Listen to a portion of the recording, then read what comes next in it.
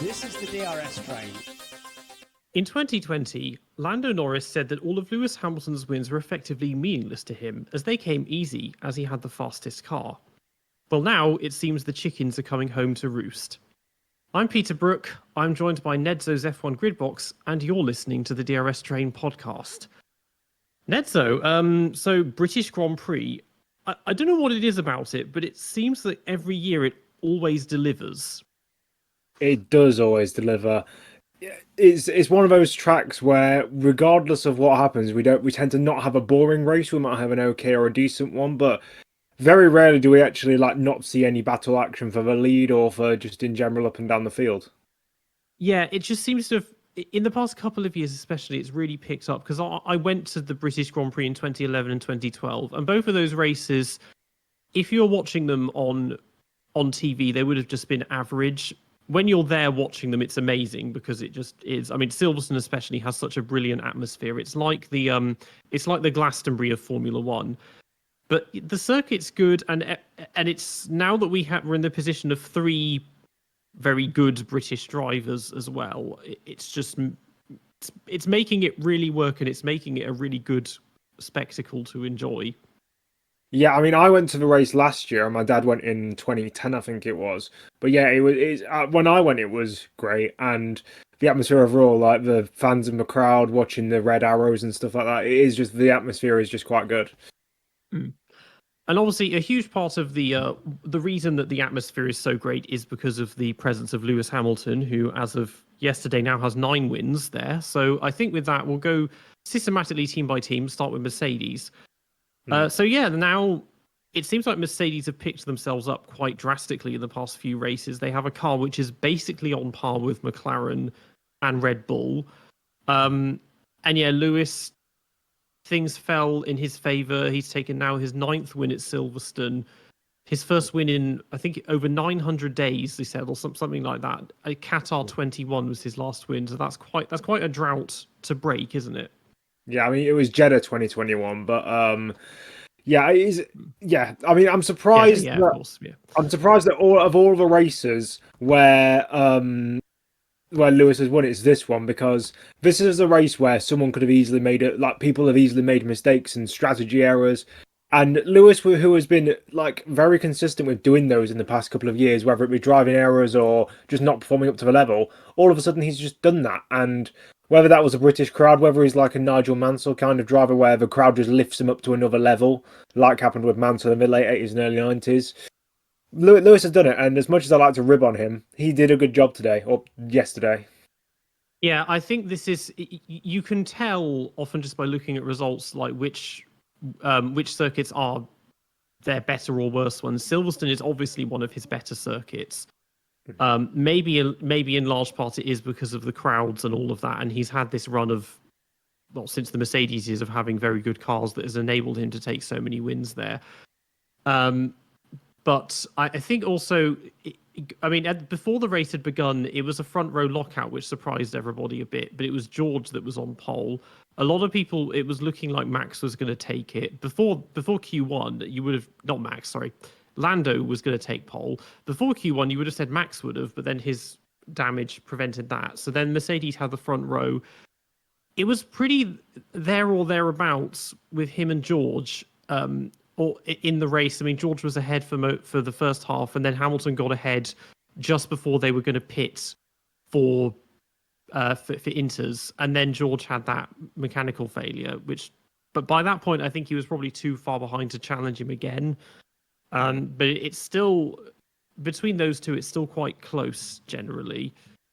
It is. I think Jeremy Clarkson actually said before the race that he bet on Hamilton or Alonso to win because the old boys were good in the greasy conditions, and that eventually proved right. Lewis is, again, he's really good at feeling what the car's doing. I think in the past few years, because the cars have become more on rails, that's kind of been diminished and diluted. But I think he's proven that in these greasy conditions, he can perform to a level that he otherwise doesn't. And he was beating George when George retired. I think it wouldn't be completely ridiculous to say that George could have potentially done well in the drying conditions because he got pole in those same conditions on Saturday. So I think that I don't think it would have happened, but there's potential that it could have happened that George beat Lewis. But then at the end of the day, we never know. We'll never know. Yeah, interesting comments from Clarkson. I'm trying to envision a race where Alonso wins. That's a lot would need to happen at the front for that to take place, I think. But between him, between him and George. So first in the dry, George led from pole, built out a little bit of a lead, a few seconds. But then when it started raining, both of them were struggling. They were definitely struggling more than the McLarens who passed both of them. Both went off at at Abbey and a few other places. But Hamilton, the key thing was that he made sure to get ahead of him before DRS got disabled, I think, and before the rain really started coming down heavier. So he then had priority when they pitted, and so they did a double stack. McLaren did not. So by that point, he'd done half the job of being ahead. But then George's retirement happened. But by that point, he was about 5 seconds behind. Unless they put him on hards, which in the final stint, based on Max's driving, seemed to be the better one, I don't think he would have beaten him. It was hard to say. I mean, I thought between those two, before the race started, it could have been either of them. I knew it would be very close. I genuinely thought it would probably be quite an easy win for Max because we knew about the damage in qualifying, and then I thought, okay, well, they'll have fixed the flaw. The car's going to be running fine. He'll probably just run away with it, but that didn't happen. Although he did catch at the end. It surprised me though. Lewis's final stint, him and Lando both pitted for softs, but Lando's fell off quite fast, and Lewis's just didn't. So evidently they were making those work, even though every other team seemed to really hate the soft tyre.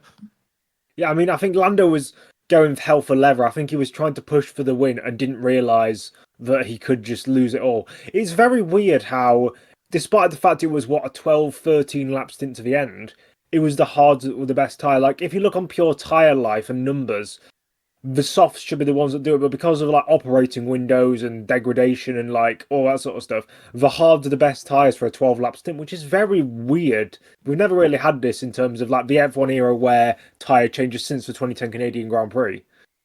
Yeah, half the time I don't even know what to make of Pirelli's tyres. I mean, in the past couple of years, they have generally sorted out the problem of them just wearing out really, really quickly. But it's just that their general, even if they last longer, the just general performance isn't very good. That's the issue. The soft tyres, because a couple of people started the race on the softs, and it became obvious that they were useless because they had to pit again within about 10 laps or so. The mediums did seem to be good. The hards, were doing a better, like, fast tyre, because that was only a very short stint at the end of 10 or 11 laps. And you could go and you could hammer it along, and they were still competitive when you'd think the lap times would be slower. It was a very funny one for tyres. Yeah, I mean, the increasing track temperatures right at the end would probably make it better for the hards, because obviously softer tyres work better in colder conditions. But I suppose it would improve because it did start to get quite sunny towards the end. Yeah, it's just really strange. I mean, I don't want to go back to the era of, like, 2012 and 2013, or specifically 2013, at this exact race where tyres were blowing up. But I do think cheese grater-ish tyres would work, and I think it would definitely spice. I want to see 2 stops and 3 stops again, like in dry conditions. We need something, because I'm the kind of person that I like durable tyres, because I like seeing the drivers being able to push hard and the cars being able to perform at their maximum, which was why I didn't like, even though during the V8 era, the tyres were much more durable, the Bridgestones and the Michelins, because they had the groove tyres, which took away a lot of performance, and qualifying was done with race fuel, which again was not exactly representative. It was things like that I didn't like. But now, yeah, so endurance is not a problem. It's just performance that isn't good, and that's what is annoying me. I want a position where they could probably have similar endurance to what they've got now, but but that endurance can be sustained by pushing all the time, because they spend most of it, like, you spend the first 2 laps getting into position, you settle in, and they spend the first stint. Well, if you're Charles Leclerc and you're leading from the front, you spend the first stint 10 seconds off the pace, like, saving your tyres as much as you can, because God forbid you do more than one pit stop or anything. needs to change. I mean, this had this been a dry race, it would have been a one-stop. And in terms of victory, off their initial pace, it would have been Lewis again, I think, because George would have still had his retirement, and in that first stint, both Mercedes were pulling away. But because the rain was what made it more the rain was really what made it more unpredictable. But it's kind of, yeah, you never know how it would have gone in the dry, but I think it would have been a much less interesting race. Yeah, I'm surprised how quiet Max was in the early stages of a race. He was like, I don't know, P6 at one point or P5. He was just surprisingly quiet, where I usually think that in a race where it's chaotic and it's, well, obviously it wasn't wet at the start. It was more cold and stuff, but I thought that he'd at least do something, but he was really uncharacteristically quiet. Yeah, he was. So despite even with how well he didn't complain really at all, and he knuckled down and finished second. So if we talk about Red Bull, so yeah, that was like you. That did surprise me. I was expecting him to be complaining that something was wrong. He's usually complaining about upshifts in the gearbox or if the tires weren't working. But they did. Maybe he was, but they didn't broadcast any of it. It looked like because he started fourth, took the damage in qualifying, passed Lando at the start, and then he was noticeably falling back from Mercedes almost instantly. But he wasn't. It looked to me like he had just almost accepted defeat and realized he wasn't going to win. What made the difference was that they called the strategies very well, so they pitted him at very good times for the inters and then back onto slicks. And the hard tyre at the end suddenly had so much performance. And he was setting just fastest lap after fastest lap, but still wasn't really catching them that fast. He could be up to half a second a lap faster than Lando and Lewis, but he was making hardly any inroads. It was only in the final 2 laps that he seemed to really, really push to catch Lewis, but by then it was too late. Yeah, I mean, I don't know if that was just a product of him or if that was a product of the car not working in those conditions. Because maybe it was both Mercedes. You could argue that they do just work better in those colder, damper, greasier conditions. But yeah, it's just, I don't. Obviously, maybe Max was just bedding in the tires and then pushing, and it was only until the last few laps where he was starting to properly go for it. But yeah, if you're starting to go with 2 to 3 laps to the end, you're not going to actually get a move done because you can't. It's not just about catching; it's about passing. So yeah, maybe by that final stint, he realized, okay, there's actually a chance of a victory here, and really started pushing because I was thinking he's going to get stuck behind Lando, but then he passed Lando on the first attempt. And this is another point about the race in general, was that the Hangar Straight, because there was a tailwind going into it as well, or a headwind, one of the two, it meant that DRS was insanely strong going into Stowe. And so the passes that we saw were, again, more critique of DRS, basically too easy. that.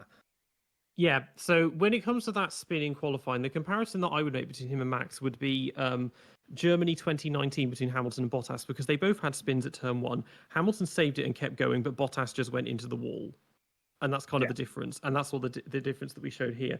Even though Max's ended up being a fairly costly mistake because it gave him that damage, which meant he was 4/10 down. Maybe he could have got pole. And if that was the case, maybe that would have been just enough for him to win the race, but who knows, to be honest. Checo, yeah. So going into the weekend, there was an interesting revelation from various sources online that he actually has a performance clause in this 2-year extension of his contract, which says that he is not allowed to fall more than 100 points behind Max by Spa, and he can't be more than 5 places behind him in the constructors. As of this race, he is now 138 points behind Max. And he's 5th in the standings while Max is first, so he's 4 spots behind. So if we take that to mean by Spa, he physically cannot get to the 100 points. The best he could do would be to be 112 points. If he won with fastest lap and Max didn't finish or didn't get in the points, he'd be 112 points behind. That's not going to happen. And then if you add in Spa, he'd have to do that twice, basically. So it looks like that performance clause is going to get activated.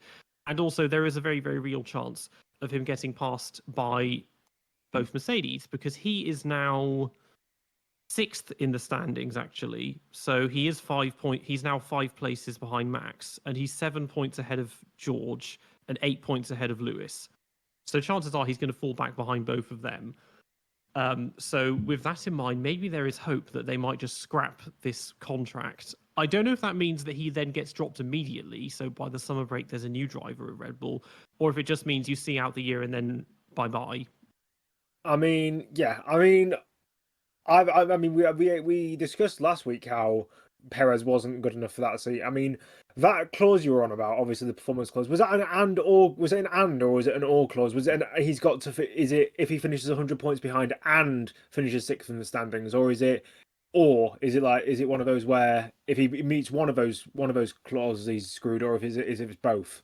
I need to look. I think it might be both, because if it's just one of them, it's like, well, Max is going to be so far ahead that you could, yeah.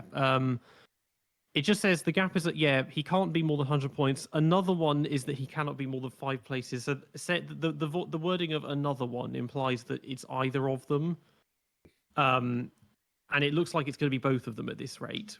Yeah. So, yeah, that it's just it makes the it makes the extension even funnier, because that extension didn't come. It wasn't that long ago, and by the time he signed it, he would have already been almost 100 points behind. Because in the last 6 races, including sprints, he scored 15 points, where Max has scored a lot more than that. Over 100, well over 100 points in that time. 25, 75, 83, 93. 101, 119 points Max has scored to 15. So yeah, he's been outscored by over 100 by his teammates. So that's quite significant. Yeah, maybe I think it could have potentially just been a panic thing from Red Bull, which has been like, quick, we need to do something about this Perez situation. Let's just give him a new contract, which is something that you don't usually see from Red Bull. They're usually either in or out with a driver, and now they seem to be kind of backtracking. Obviously, no. If that is going to be the case, that he's going to lose his seat probably at the end of the season, I doubt they'll drop him midway through, because it's not like a ghastly situation where they desperately need a new second driver. It is a case of, obviously, Tsunoda is the biggest claim for that seat on pure merit. They could give it to Ricciardo if they wanted to sell more merchandise, which would be the awful decision on track, because he'd just do another Perez. And then I've heard some people saying that Lawson could even get it, even though he's only done 5 races, which I wouldn't be too. What's it called? Because obviously we've seen that Tsunoda's just been kind of not necessarily hereditary. He's been good this season, probably a B tier driver, I'd say. But I think stepping up to Red Bull, he'd do better than Perez, I think, but I don't think he'd do spectacularly. I think he'd probably, if Red Bull is, I'd say maybe that because it's joint quickest now with McLaren and Mercedes. I think he'd definitely get 6th every single race if they are now all equal on performance. I think he'd just finish. I just think he'd just bring up the pack. And then I think with Lawson, if he is as talented as some people say he was, obviously with that Singapore performance last year, he could come out of the blue and not necessarily beat Verstappen, but he could at least get 1 or 2 like decent results and surprise people. Yeah, I don't think that they would just sack Checo completely. That's not really what Red Bull do. They would demote him to RB and then bring up one of the other 2. Realistically, it would probably be Ricciardo, because Horner seems to love him for some reason. And again, he's the known quantity, done it before, and it would serve, because their purpose of even having him on that team is to get him back in Red Bull. That's his own personal goal. So that's what they'd probably go for, that at least as a temporary measure instead of Tsunoda, even though Tsunoda deserves it more. Lawson, I don't think they would do that. And also, people were getting excited because this week he's doing a testing session in the Red Bull. And the media were a bit suspect of how they reported this. The thing is, it's actually a scheduled media day. It's not like the shootout that Ricciardo basically had last year that got him that seat over De Vries. So that's just, it's not really a performance thing. It's a media day, so it's probably not even going to be competitive or representative lap times. So he would, but to be honest, a driver swap, I can definitely see that happening, because if you think a large part of this performance clause is that he's on course to basically cost them the constructors' title, because this race, Red Bull got outscored by Mercedes and McLaren, so that's their 2 main. They beat Ferrari a bit just, but the other 2 are now closing in a lot, and that is going to concern them, because Checo is just absolutely nowhere in the race. initially things weren't too bad. I mean, he was going to start 19th, but then they put him to the pit lane and replaced all the insides, which is fair enough. He was making gains at first. He was on the hard tyre and he was kind of matching the leader's pace. But then when the rain came down, they put him on the inters, and this is where he was definitely a testing mule for Verstappen. But what they did with him and what they did with everyone else that went on the inters was they kept them on it for way too long, when they should have realised almost immediately, okay, it's not inter weather yet. And then they pitted again for inters when everyone else pitted the first time because they torn them to shreds. And I feel like when it comes to wet weather, the pit walls are just utterly clueless at this point, and they don't understand. Everyone is paralyzed by the fear of doing one extra pit stop that they don't seem to notice when they're losing 12 seconds a lap. It's just nuts. It is. I mean, I remember watching a classic race a few years ago. I think it may have been one in like 2007. It was when Raikkonen was at Ferrari. I think it might have been was it Silverstone 2008 when he was losing crazy amounts of time per lap, and he ended up losing like 40 seconds in like a couple of laps because he was out on dry tyres in the wet or wet tyres in the dry. It was one of those like 2007, 2008 races, and it just seems like that again. Obviously, you don't want to lose 20 seconds in a pit stop because it is a significantly long pit stop here at Silverstone. But then again, you don't want to lose, as you said, 12 seconds per lap because over 2 laps, you've instantly lost more time. So I mean, he was losing, him and the others that pitted that we'll get onto as well. They were losing about 12 to 14 seconds. But the thing is, they made them stay out for about 8 laps on those inters and then pit again when everyone else pitted, by which point they'd been lapped. So then he spent the whole race getting lapped, giving me a heart attack because it kept looking like, I kept thinking it was Verstappen suddenly slowing or getting passed by McLarens when it's just Checo getting lapped. At the end, his end result was where did he finish in the end? It was 17th, I think. 17th. So the only person he beat was Zhou Guanyu, who did the similar thing of, really bad strategies and all of that. He was lapped twice at the end. And they it was just a trade. That wasn't the race. That wasn't necessarily his fault. I think a lot of that was bad strategy calls, and them using him as a testing mule. But at the same time, he kind of put himself in that position because he'd made so little progress in the first bit. He passed the Saubers. He was battling with Ricciardo and Magnussen, who themselves were moving forwards. But he hadn't made enough progress. And I was watching it and I was looking at the top 7 before the rain came down. We lost Leclerc. And I was thinking, oh, look who's missing from the top 8 again. It's just like in 2010 to 2013. Look who's missing from the top 6 again. It was the same thing. Yeah, it's just... Yeah, I mean, obviously, considering how changeable the conditions were, or how different the conditions were, you'd think that someone in a car like that would be able to just skate around the outside of people on who were obviously in slower cars, but he just didn't. Like Verstappen from that same position would have probably got up to P10 by the end of lap 2, or got into the points by the end of lap 2 and maybe started fighting for it. But Sergio just seems completely out of it now. It's a similar. I think Red Bull have a similar situation to what Benetton and Williams had in '94.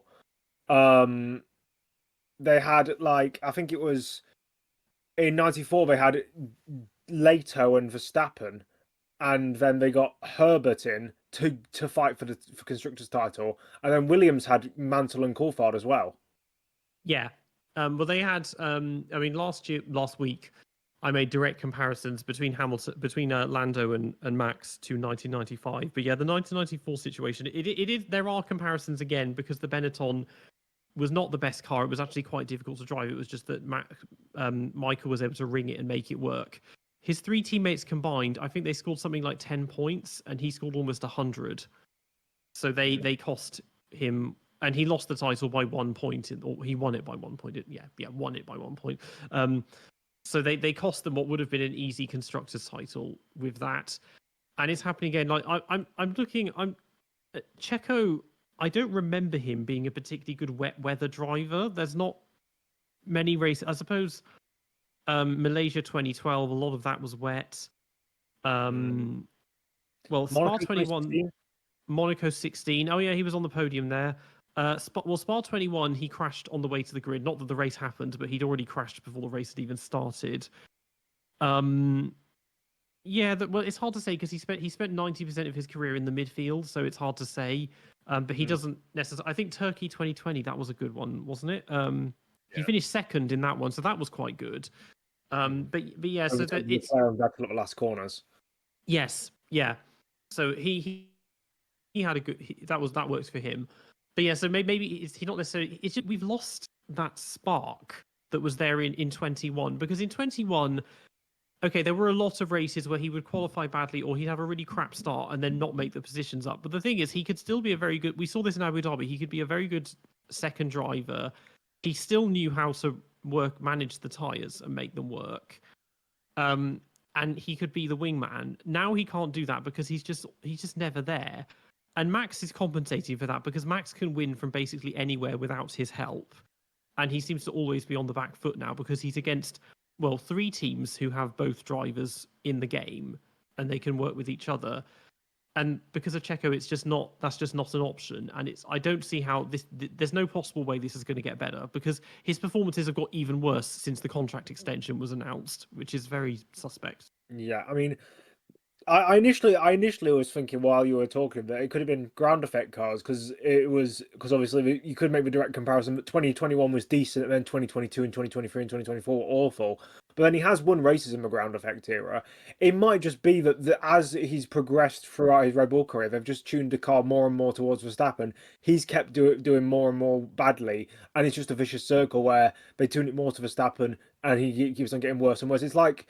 This is a very historic reference, but in 1972, Emerson Fittipaldi's only full-time teammate Dave Walker got no points because they kept putting less and less effort into his car because he kept getting worse and worse results, and it was just a vicious circle. His best result was 9th at Harama. There was a similar effect. Was it 81? I think PK, his teammate Hector Rabac got 1 point, and PK won the championship or something. Just a huge mismatch. Well, that was because Rabac was dog shit, to be honest. And to be fair, Rabac got a couple of 4th places, so I don't think it was 1 point. I think he may have got 5, but still, he got hardly anything, and enough to cost them the constructors. Because this was not long after they put in the new rule that both drivers' results count to the constructors. So suddenly it actually having 2 good teammates mattered. Yeah. Rabac was famous for being a bit mediocre. James Hunt, I think, said that multiple times in commentary. Rabac is not a world-class driver. I mean, he had because his team was he bought a Lotus 79 and he was using it when it was a year out of date and did basically nothing with it. Although to be honest, in 79, Lotus themselves had to reuse the 79 and it wasn't anywhere near as good. But even so, it was miles off what a car which the year before had just trounced everybody. Yeah. I mean, he got 6th place, but I think he DNQ'd from a couple of races as well. He got 6th place, I think it was Hockenheim where he got that.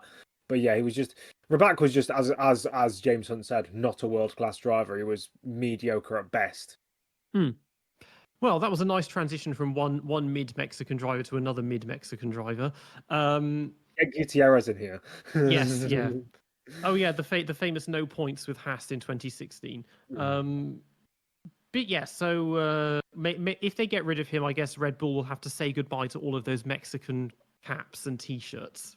And see him get burned in an effigy in a cartel somewhere. Yeah. So someone's going to lose their head somehow.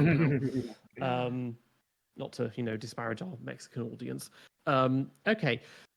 Now we need to talk about McLaren. We were going to have another guest today who it ended up couldn't join us, who was a big McLaren fanboy. So unfortunately, he's not here to rip into them. Very, very disappointing performance from McLaren this weekend. Well, first of all, Lando messed up in qualifying and ended up 3rd when he could have been on pole, and he was, as George would say, forecast to be on pole. In the race, first him and Oscar were stuck behind Max, but then that car just came alive when it rained. Like the transition period went on slicks in damp conditions, it was really working, and both of them took the lead. And then the strategy. But it was a mixture of strategy and driver, because the way I would put it is that both drivers could have won that race. Oscar's victory was taken away by the team, but Lando's victory was taken away by himself. This is where I disagree. I think that Lando shouldn't be the one doing strategy. He shouldn't, we've seen multiple times, not just with Lando. I don't know why McLaren have this weird fetish for getting their drivers to decide. Like, for example, Sochi 2021, I understand because it's a dry to wet or wet to dry transition, but in dry conditions, you've got all the data. Maybe you don't know whether the soft, mediums, or hard are going to be better, but the driver doesn't know any better than you do. I like the team should have bit the bullet there, and as I said, I'm not a McLaren fan, but the team should have bit the bullet there and gone for either the mediums or the hards. And I think Lando would have won the race. He would have. Well, the thing is, I think that Lando should have known that because they would have done practice before this. They would have done long runs in every tyre. And you would hope that the team would have probably informed him that the drivers that started the race on softs, that the soft sucked and it wasn't going to, even though it would be better because they're low fuel, but still wasn't brilliant. That should have really come up at some point because when they did pit for the wet tyres, they were leading. They were just in front of the Mercs. The Mercs double stacked, which is something they're very good at. And McLaren, I guess they were just scared of trying that because they pitted Lando, even though he was behind Oscar, I think. So you'd think priority would be given to Oscar because he's leading, and he does an extra lap, and that cost him 18 seconds. And it's like this is again my point is they don't seem to understand wet weather. It's like they just don't. They become utterly clueless, and it's like they've forgotten every other wet race that's ever happened when they do this. And yeah, if I was Oscar, I'd be understandably furious because then he dropped back to 5th.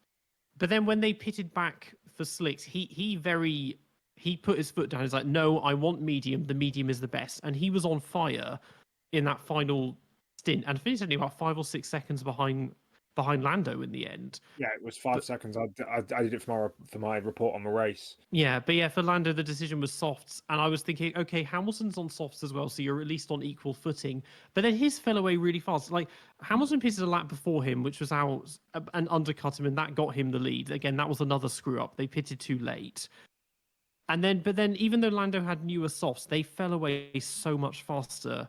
And he got passed quite easily by Max in the end. And Hamilton's just didn't fall off. So there's so many shortcomings there for McLaren. I think the reason why Lando's fell off so much was because at the start of the stint, he was incrementally gaining on Lewis, whether it was by a couple of tenths per lap, he was incrementally gaining. And I think that was him pushing. I think that was him pushing to try and catch up, not realising that Lewis was just conserving, or not conserving, but just driving normally to keep the tyres in check. I think he just overpushed the tyres, maybe overheated them, and he just fell back. I do think that his team should have been, at least if it was going to be him making that decision, they should have given him more information, or just make the decision themselves, because they're the ones, like you say, they knew what the softs were bad because of the practice runs or whatever. So did the team. So, like, the team know just as much as Lando, and definitely more because of the data. They know the exact data. I think it will be. And when you're putting a driver under pressure like that, you're not like, if you're an engineer, you're not driving the car at 200 miles an hour around Silverstone while you're trying to do strategy. You've got a lot more brain capacity to think your decisions through, and I do think they need to bang some heads together and realize how Formula One strategy works. It just reinforces this perception I have of McLaren as just being this sort of infantile team in terms of their presentation and persona, and again, also it seems in terms of strategy and everything else. Because it doesn't help that they've got, their two drivers have a combined age of 10. The average age of their fans is about 13. The whole, like, the way that the social media tat that all they do, it's just, yeah, it's all catering. This is a team that used to be run by Ron Dennis, and look at what it's become now when you see all that social media tat that they make them do. It is just a shell of what it once was. And some people try to give Lando the benefit of the doubt. I mean, he didn't get driver of the day this weekend, but he seems to win it every weekend for some reason. And they say, oh, he still needs time to develop and learn, when he's on more than 150 races now. So he's done more races than most other drivers have ever done. And this is now his sixth season. He doesn't need any more time to develop. He should have developed it. And this is the first time he's been. The thing is, it's not even a title fight because it started too late. He's way too far behind. It's like, even if Mercedes suddenly have the fastest car, they're too far behind Max for either Hamilton or George to push for the title. They could get the constructors maybe, but not that. So it's not really a title fight in that sense.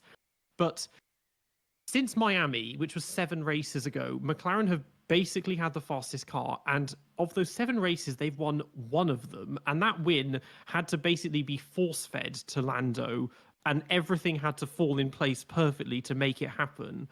And they just, it's like, how many more times are they going to squander this? And this is sort of where we're seeing the difference of Max and now Lewis as well, is that they can pull things out of the hat when they have those performances out of the hat when they have to. And they've got a team behind them who seems to understand strategy better. And McLaren are just like this with this race, it was just looking like they were looking for ways not to win, because it so easily could have happened for either Lando or Oscar. And I think, to be honest, Oscar drove better the entire race. He just got screwed over so much by their strategy choices. Yeah.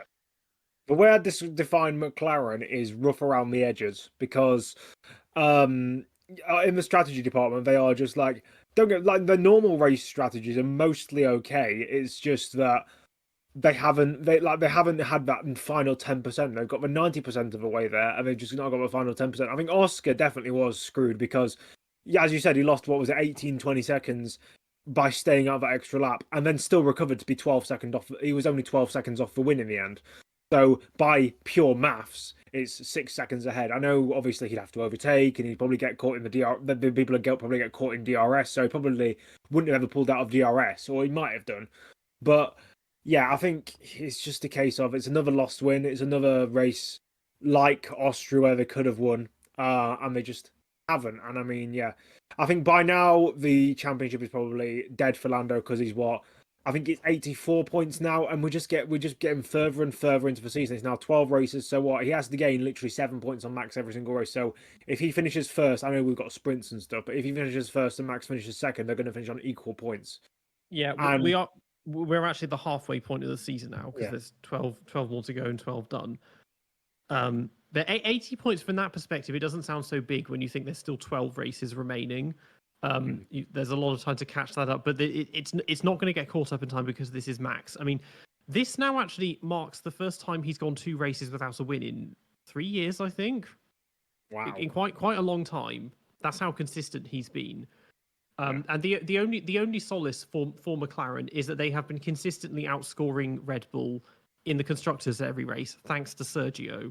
So from that perspective, they could. Although, to be honest, looking at in the current standings, so Max has as we said, it's an 84-point lead in the driver's standings. Red Bull have a 71-point lead in the constructors, but that's over Ferrari. McLaren are another 7 points behind. But as it stands, they'll probably pass them soon. Especially if you look at the car crash of a race that Ferrari had this weekend. They seem now to have dropped to 4th best. It looks like in the space of a couple of races, that gap has suddenly fallen now that Mercedes have gone up. Sainz had a very quiet race by and large. There was a bit of a battle with Oscar after Oscar's terrible pit stop that came too late. He was behind Sainz for a bit, got past him. He pitted at the end for a cheap pit stop to take fastest lap, but otherwise, yeah, he was just kind of running by himself. Leclerc was interesting, so he got caught out in qualifying in the rain. He moved up to 8th on the first lap, and then he got past Stroll or Hülkenberg, and he was up into 7th. It's like, okay, this is going well, but then the decision came. I don't know. Well, it could have. It had to be either him or Ferrari. Either way, it was a terrible decision, and one that you would absolutely expect either of them to make, to pit for Inters. And then he knew almost immediately the Inters weren't working, and he was the biggest culprit. That he spent 8 laps on those tyres, losing 12 seconds a lap, and then pitted again for Inters when everyone else did. And by that point, he was a lap down, and he was just completely out of it. And you could see how dejected he was at the end of the race, because I don't know what to say anymore, because it's been ever since Monaco, he's just vanished. And yeah, it was just another train wreck from Ferrari. Yeah, I mean, Leclerc is just, he's going back to his inconsistent ways of like 2022, where he's just unable to perform at a top level consistently. Sainz is constantly at least up there. Now now Ferrari are starting to slowly get down in terms of performance. He's still staying around the top 6, top 7, whereas Leclerc, he's had Canada, he's had this race, and admittedly, it wasn't pure pace that he was like outside the points, but he just needs to step his game up, both in terms of, well, the team and him need to step up the game in terms of strategy and planning, but he is just a bit crap. I can't lie at the moment. He's losing his ability to perform, and this is great because if he's going to go up against Lewis Hamilton next year, this will be his biggest because if he can beat Hamilton next year, admittedly, although Hamilton is proven in the past couple of years that he's not to the same level he was pre-2021, it would be definitely if Charles Leclerc can say next year I've beaten Lewis Hamilton, then that will be a good stamp on his CV. But at the moment, it's looking like he can't even beat Carlos Sainz, and Carlos Sainz, in terms of accolades, hasn't come up to Lewis Hamilton, even if he is probably equal in terms of performance right now. Yeah, so I think the big difference is that Sainz has learnt not to listen to the team when it comes to strategies and maybe just do his own thing, as his famous stop inventing from 2 years ago. Leclerc is still just leaning on them and then complaining when things go wrong. And it's just kind of sad now with Leclerc, because you look across his whole career and everything, it just feels wasted. His whole time, it's so many endless barriers and obstacles, a lot of them self-inflicted, but a lot of them from the team that he has to overcome, that drivers like Max and Lewis just haven't had to, and have had such smoother times. And now it is getting interesting to see how he'll perform against Lewis, because Lewis is suddenly, well, now that he's got the fastest car again, he's driving well. But that'll be a very interesting comparison to make.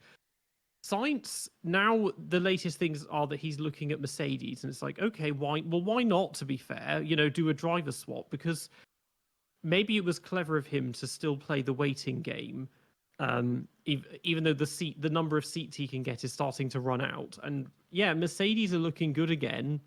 It's amazing how quickly things change, because the field spread is so small. Small upgrades make a big difference. Like a 10th or 2 can gain you 2 or 3 places on the grid now, which is quite remarkable. But yeah, Sainz in general is he's quite a switched on driver in terms of his driving, and just him as a person, he seems to just be quite there. Whereas someone like Lando, his brain is the size of a peanut. Yeah, Sainz really knows what he's doing. It's just a shame that he's the one that has to go, because I don't think either of them should go. But it's just very frustrating how badly it's going, and it seems like Leclerc, he wants to complain, but sort of can't as well, because it's Ferrari and because it's such a suffocating environment. And there was a clip from a couple of races ago, just before he was about to do an interview in the media pen. His social media person, she was showing him some notes of things to talk about. So it's like he's being scripted on the answers he's allowed to give and what he can and can't acknowledge, and it's just classic Ferrari, that. Didn't he say, no, I know what I'm going to say, or something like that? I think he tried to rebel kind of thing, or was that someone else a couple of races ago? No, I think it was him, but you could see him just looking down at these notes. It's like, talk about this. It's like, oh, you don't say the engine sucks, or don't say the aero sucks. I mean, that was a 90s thing, wasn't it? That they wanted to, I think it was early 90s when they had Alesi and Prost, is that they wanted to, he knew that the chassis was the problem. I think it was that, and the team were like, "Oh no, the chassis is fine. It's the engine. You're allowed to blame the engine. You can never blame the chassis." I'm sure it was something. It was something like that. There was that mismatch, because I mean, Prost is a driver who's going to say it how it is and call out their bullshit, and they just wanted to stick to the party line. Let's put it that way. Yeah. Let's not listen to the 3-time no, he would have been 3-time champion. Soon to be 4-time champion. Yeah. Let's not listen to the 3-time champion who's the greatest driver of his generation. Let's go on and look at some driver who's going to end up crashing more cars than actually getting wins. Yeah, I'm going back to John. You just mentioned Jean Alesi. Leclerc is probably a more successful version of Jean Alesi. Lots of raw potential, lots of raw pace, lots of raw talent, but just squandered by either bad decisions or leaning on his team a bit too much. Like, Alesi could have gone to Williams and probably won a title or two there if he'd have been able to beat Damon Hill, which any competent driver would have been able to do. But yeah, it's just like Leclerc. I think he does have more talent than Alesi, of course, because he's got wins in similar level machinery. It's just he's just too inconsistent now. Modern Formula, it's not like the 1980s where, because reliability was so bad and because overall driver quality was less than it is nowadays, not necessarily bad compared to what it is today, where you could get away with a driver like an Andrea de Cesaris who gets like retirement, and then gets a third place out of nowhere. Whereas now you can't do that because people just incrementally pick up points. One, because of the fact that more drivers score points nowadays, and because no one retires. But like you can score, like for example, 3 6th places in a row. That would be 24 points, and that would be just as much as a win. Yeah, I mean, if reliability had always been as good as it currently is, I think the number of race winners would drop from about 100, 112, 113, probably to about 35 to 40. Very few people, other than all the champions, would have won races because you don't get positions. We're not often in positions where you can pick up free wins. I say that last week that happened with Mercedes, but that was because of an accident. That wasn't reliability. Yeah, the other thing I suppose is now you wonder with Lewis if he's having second thoughts, but then it's very short-sighted and it's like a very short-term memory thing because if you say you're only as good as your last result, but it's like, okay, this race was great and overall it seems like they did have the fastest car, but then they were kind of nowhere in Austria. They just got very lucky with that collision that what should have been third and sixth became third and fifth even became first and third. Or whatever it was, first and fourth. No, third and sixth became first and fourth. But otherwise, the car wasn't brilliant there. The race before was Spain. I think they were good. I can hardly remember that race now. Like my memory is so bad. Ask me about any race in 2008, and it's fine. But like races 2 weeks ago, I just can't remember them. Collective memory. Yeah, Hungary will be interesting because that again is one of Hamilton's stronger tracks. He got pole last year, even if he dropped to fourth by the first turn. It's another race where qualifying is very important because overtaking is difficult. But they can keep this up. I think this transition is so interesting considering how the year started and how engaging it's become. That we've now had 6 different winners this season, and it's become almost like 2009 on steroids. In the sense that Max has already secured the title. He's done enough in those opening races to get to win the title, but people are just going to close in now, very gradually. That's going away from Ferrari a bit, but Lewis might be thinking, well, looking at Ferrari now, maybe it was the better decision to stick with Mercedes, especially if Sainz goes to Mercedes next year and he's with George, which that alone would be a really interesting combo because. Assuming that they're still banking on Kimi Antonelli, and we'll get to this later, he'd then end up, I presume, at Williams next year. And suddenly you've got Sainz and George. Again, George is the team leader, but Sainz is not going to want to submit to someone like George because he's just wanting wins and success. That would be a very interesting combination. Yeah, I mean, I think whether Lewis will be regretting his Ferrari move, it depends on what his motives were. If his motives were to win an 8th title, then maybe.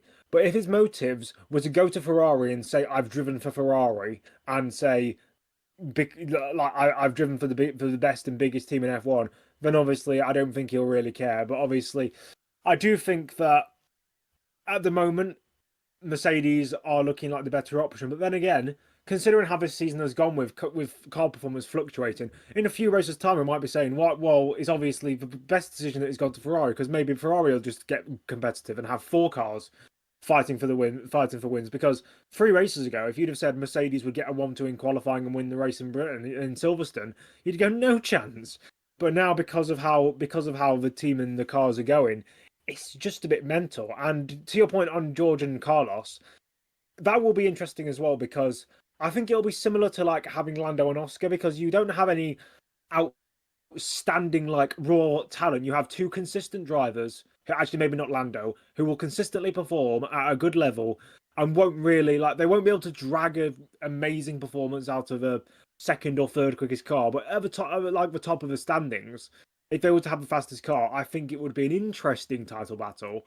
But I don't think it'd be like a properly hard fought one because although George is a bit of a terrorist when he can fight people side by side, Sainz is a bit more clean, and they're also they aren't. Although they're top of the pile, they're top 5, top 6, top 7 drivers in the sport. They don't have the raw kind of super speed that Leclerc, Verstappen, Hamilton when he can be bothered have in terms of performance. They're consistent rather than raw talent and raw pace. Yeah, And I mean, I suppose another driver who way back in the day could have gone to Mercedes as well, and his career would have turned out very differently if he had is Nico Hülkenberg. But in today's race, if we move over to Haas, he's almost my driver of the day again. He was just living his best life in P6 like that. I mean, he made Q3 alone, and he was only a little over half a second off pole in a frigging Haas. Whereas Magnussen was out in Q1, I think. So another huge contrast. And in the race, he just did his thing. He fell back at the start, but then he ended up. Leclerc, did his thing and fell back. George retired, and he had some battles with the Aston Martins and got ahead of both of them. So Haas are really turning themselves around. I mean, the main news going into the week is that now Ollie Behrman is taking his seat next year, and there's still a vacancy for the second one. They haven't signed Magnussen yet, and to be honest, there's little to no reason to sign him because he is underperforming so drastically compared to Hülkenberg now. Esteban Ocon is interested in that seat. I don't think there are any other. If they were going to risk taking two juniors, there aren't any other FDA drivers that are ready off the top of my head. I think Behrman is the only one in Formula 2. Sainz has probably given it. I'm sure Sainz is looking at that as well as one of his options. But yeah, they've really turned it around, and Hülkenberg in particular has been brilliant. Yeah, I mean, Hülkenberg, he's always been, if you want a midfield driver who will deliver consistent results and won't shine, he won't get a podium, he won't, as we can see, he will never get he won't get a podium, but he will show that, yeah, he can deliver consistent results and just perform to where the level of the car is. He won't outperform it in terms of points, he'll just perform to where it is in terms of level of where it is. And that's perfect for what Haas need. As I said, like this race, he's outperformed, or not outperformed the car because you can never outperform a car. You can just outperform what its results are. He's performed really well. I do think that now him going to Audi/Sauber will be interesting because I don't know. Because if Sainz goes there, for example, how will he stack up against him? But yeah, I think Hülkenberg is really starting to come on strong. I've always been a big proponent of him ever since I've been watching F1. My first race that I remember watching was him leading in Interlagos in 2012. I've seen him at Sauber getting results like 4th place in career. I've seen him at Force India, although he didn't get the podiums that Pérez did. He was consistently performing, and pretty much all the podiums that Pérez got, Hülkenberg could have very easily got if it wasn't for bad strategy calls or for just bad luck. At Renault, he was actually, people don't realise how close he was to Ricciardo at Renault. And then he did that little bit of a cameo at Racing Point, getting 3rd in qualifying. I can't remember if it was the first British race or the 70th anniversary race. I think it may have been the second one. But yeah, the Hülkenberg throughout his entire career has just been good. He's not really had any weak moments in terms of seasons. He's not really had any points where you go, he's not on the level, whereas Magnussen has. And him going to Sauber/Audi, I think will give whoever his teammate is a proper kick up the arse if they don't perform consistently. And as for Behrman, I mean, as a Behrman fan, I think that I just want him to have a teammate that's at least experienced. I think two rookies or two inexperienced drivers would be the wrong way to go. Having a driver like Ocon wouldn't be too bad because Ocon has proven himself in the midfield. That's a good yardstick. If Behrman beats Ocon, then he's obviously a very good driver. But if he performs equal to or slightly worse than, it's still not the end of the world because Ocon, you could easily put it down to experience. If he was to go up against Magnussen, I think if he's not equaling or beating him first season, then that's a concern.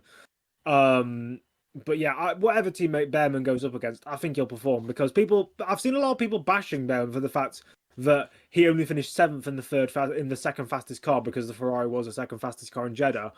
But I think people don't realise that having one practice session of experience and being 18 years old means you're not going to be able to get into Q3, and it means finishing P7 is a damn good job. Yeah, I always had mixed feelings about the Jeddah results because it was very good, but also because it was so good, it kind of showed to me how it looks like it's never been easier to make that transition to Formula One, and the cars have never been easier to drive, which is probably augmented by the fact that the Formula 2 cars are ground effect cars as well now, and of a very similar aerodynamic specification. But going back to Hülkenberg, I mean, he's a driver that only continues to go up in my eyes, because in his earlier career, he always had that sort of cloud over him of never getting a podium. Whereas him and Checo were teammates for 3 seasons, and Checo got like 4 or 5 podiums in that time, and Hülkenberg didn't get any.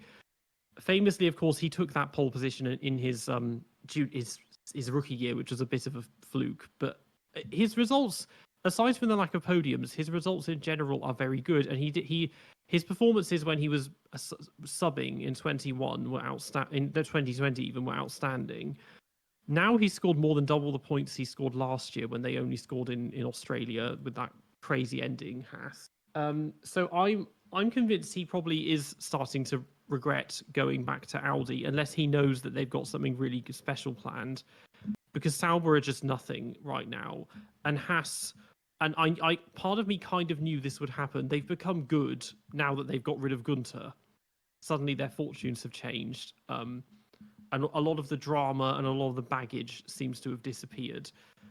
But Magnussen is just not really impressing me much anymore. I mean, his debut season was a fairly strong one with McLaren. Renault 2016, not much to say there. And then Haas, he was a bit less destructive than Grosjean, but Grosjean would have these breakout moments where he would have just outstanding performances, even if there were other races where he drove like dog shit. And Magnussen just didn't really have those. And then against Mick, he was an experienced veteran against a rookie, so of course he beat him. But at this point, like, especially if your only goal is to just keep using him as a battering ram, there's no point keeping him on. So put in Ocon in the Haas, maybe Sainz if they give the Merc seat to Antonelli. I don't know. Just not Magnussen for me. Yeah. I tend to agree with that kind of career summary. I mean, his teammates. He had Jenson Button in his first season, which is a pretty high bar. He had Jolyon Palmer, which is a pretty low bar. He had Grosjean, who in 2017 through to 2020 was another middle bar, probably more towards the low end. Schumacher, again, middle towards the low end. And obviously Hülkenberg's a bit higher, but yeah. He's just not like, he's had good moments. Like I think obviously he had that P5 in Austria 2019 qualifying that came out of nowhere. He's had obviously the pole last year, not last year, it was the season before now, in Brazil, which was more luck. It was a similar to actually Hülkenberg's pole in 2010. Actually, is more the more I think about it. Slicks in damp, slippery conditions, and he kind of got a bit lucky. But yeah, I just think that he's just I think getting someone like Ocon in there would be fair. Any of the free agents really would, apart from maybe Sargeant, would fill that seat pretty well. Even someone like I don't think it would happen. Ricciardo would be at least decent for Behrman to go up against, because he's then got the excuse of I've beaten an 8-time Grand Prix winner, even if that 8-time Grand Prix winner is got the same performances of a tortoise right now. But it's just There's a lot to analyse when it comes to Haas. I mean, obviously, it's crazy that now Grosjean's race engineer from Lotus is now the Haas team principal, which is mental. But it is just I like how some of the lineage can happen with some of these teams, and how people who have no backgrounds in team principal work are becoming team principals. People like James Vowles, people like Ayo Komatsu, and they're doing a good job and they're bringing good results and good performance. Yeah, it just seems like they're finally knuckling down, which is kind of annoying at the same time, because I wanted to just have, if we weren't allowed to have Andretti, it's like, well, why do we get to keep Haas, who is doing everything they can to not be an American team, it feels like now. But now very good performance by Hülkenberg. Magnussen, at the end of the day, the race wasn't too bad. He went from 18th to 12th or 17th to 12th, but then he shouldn't have been qualifying 17th in the first place. That was the difference in qualifying is becoming quite stark now. But he made positions, just not enough to get in the points, but he finished on the lead lap, if nothing else. But Hülkenberg, he had a close battle most of the race, with Aston Martin. I barely noticed Aston this whole weekend, but they actually had quite a good one. Both drivers made Q3, double points finish. So, yeah, battling at the end with Hülkenberg, quite a good race overall compared to what they've had of late, I would say. Yeah, I mean, I'm surprised. I mean, Stroll is really starting to come on ground now. Ever since, because obviously Alonso's not had the best run of races in recent past. Obviously, he had that incident with Zhou in Austria. He's just been kind of nowhere, and Lance is finally starting. I know it's been seven seasons now, or 8 seasons. He's in his 8th season now, but I mean, he's had moments in the past where you think he's finally come good. He's had really, like, for example, 2020, where he was momentarily fourth in the standings before he got COVID. But I think he's really starting to not prove. I think prove himself is the wrong word, because it needs to happen more than 2 races in a row or 3 races in a row. But if he keeps his performance up, I think he'll actually deserve the contract that he got at the end of recently. I've always been a defender of Stroll and just drivers like Stroll in general. Like, my next video, a bit of a spoiler, is going to be about how Pastor Maldonado is one of the most misunderstood drivers in F1 history. Because the inconsistent drivers who get one good result out of 5 and then fade back into obscurity are very interesting to me. And Stroll is obviously one of those, where the same driver who can get P3 in a Williams in a chaotic Baku race in 2017 and can get pole position in Turkey in 2020 and can do all of these fantastic results, like getting 4th in the standings until he got COVID in 2020, can also bin it 500,000 times in Monaco in 2023 and crash multiple times that season in general and just look like he's nowhere and look like he's an idiot. Like, inconsistent drivers like that are a massive, like, attraction of mine in terms of how they perform on track. And I think finally, I'll give Stroll the time of day all the time, because I want to see someone like that, who's constantly getting hate, who's constantly getting bashed, actually perform well. And he's starting to do that. Like, yes, I think Fernando is finally starting to perform his age. I think he's finally starting to pass it and stuff like that. But I do think that Stroll, I think we also do need to commend Stroll, because it's been quite a few races. I don't remember the last proper mistake he had in terms of it's actually properly affected his race result. And I think that he does finally seem to have started to step up. Yeah, I will always remain skeptical of the performances of a driver whose father runs the team, especially when he suddenly has these uptakes. But it seems he's become good in the past few races of basically just knuckling down and staying out of trouble and just getting the job done. But for me, Aston Martin, they're like the North Korea of Formula One teams. It's like, you just know Lance is never going to go away. He's going to be in that seat forever. And then if he had a sibling or something, they would then get the seat when he leaves, with no discussion or consideration of anyone else taking it. It's so, his position in the team is just so, like, inevitable. And that it's funny though, because people are defending him, saying, "Oh, well, look at the way he's outperforming Lando," and it's like, okay, well, why does this? It's like, okay, so now I obviously that's supposed to be a compliment. Why isn't it a compliment when people kept saying he was outperforming Vettel, even though he wasn't?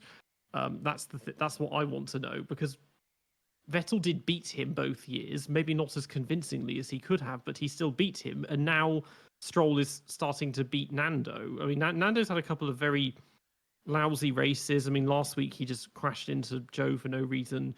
This time, I didn't notice it myself, and also the coverage was just laser focused on the top 4 cars. Something about him making a call to pit a 1 lap later for Inters, or something which cost him the position to Stroll. I don't know, something like that. But either way, he finished quite far behind him. Yeah, I mean, it's just a weird.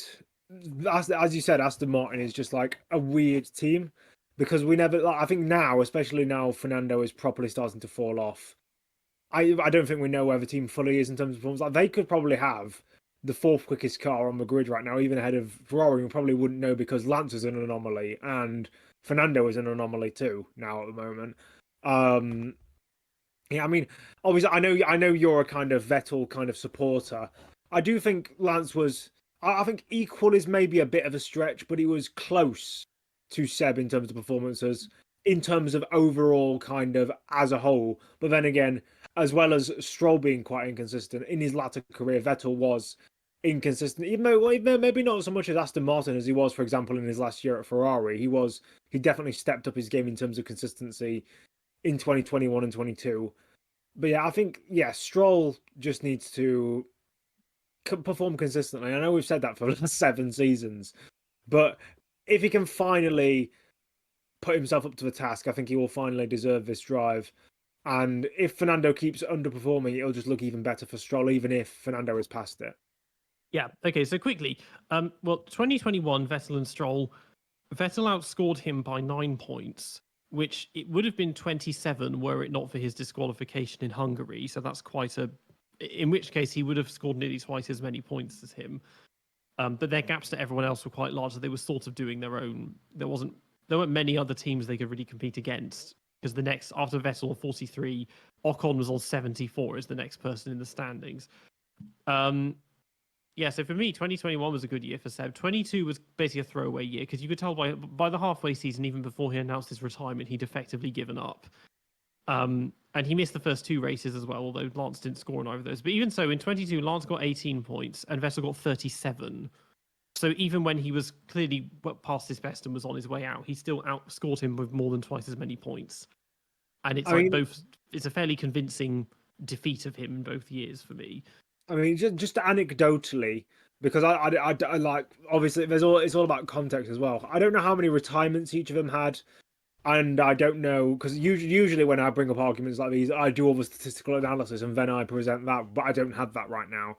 But yeah, just anecdotally, I think in the head-to-heads and stuff, Lance was close. Again, I'm not gonna act like Vettel had his moments, like for example Abu Dhabi 2022, his last race. I think he properly put in a good shift there and could have gotten a great result if it wasn't for the bad strategy of Aston Martin. But I think Lance was also up there. It's like, I think having Lance and Fernando in this modern Aston Martin team is similar to having. I think it's a less extreme example of having Pastor Maldonado and Bruno Senna in Williams in 2012. We don't know how fast that Williams was because Maldonado binned it every other race, and Bruno Senna was just very mediocre. That could have been the 3rd or 4th fastest car on the grid because of how good Maldonado was pushing it. But we don't know if he was just performing to the level that car was and then crashing every other weekend. And we don't know if Senna was just underperforming and whether that car actually was 8th quickest, which I always say it was. And that's why Maldonado was so good in Spain 2012. We'll never know how quick that Williams was compared to everyone else because there was no yardstick driver. There was no mid-level or driver we can properly analyse there. And I think it's similar to Aston Martin this year.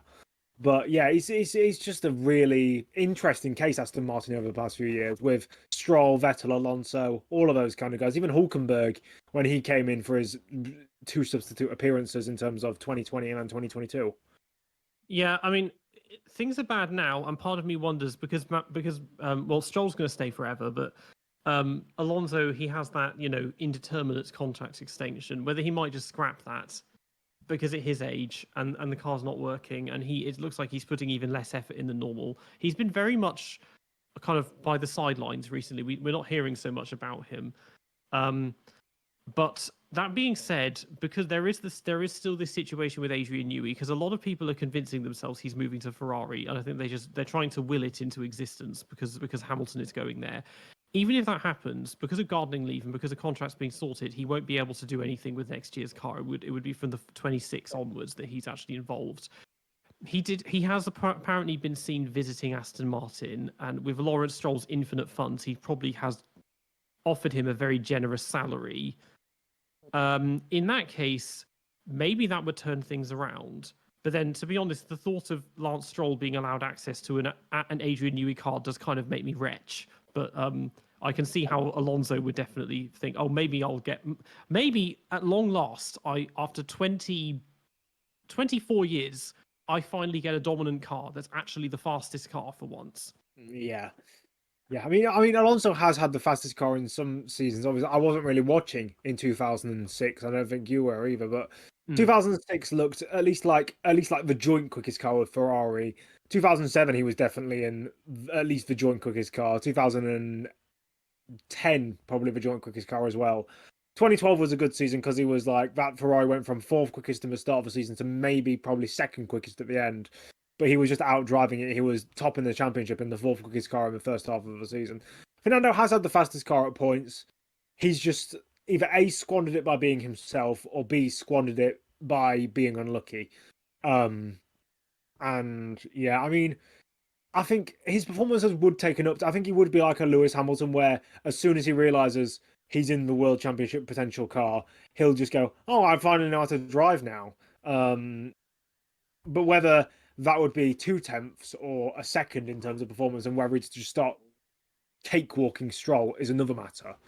Because like, if he was to win the championship in 2026 in the fastest car, that would finally kind of put the nail in the coffin of Stroll, even if he was to kind of still keep on going. But yeah, it's just Aston Martin, as I said, is just an anomaly.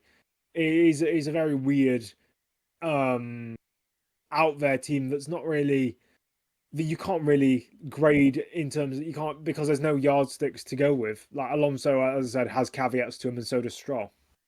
Yeah, so my point with Alonso and his cars is that he's had fast cars, but he's never had the fastest car, really, or not outright fastest.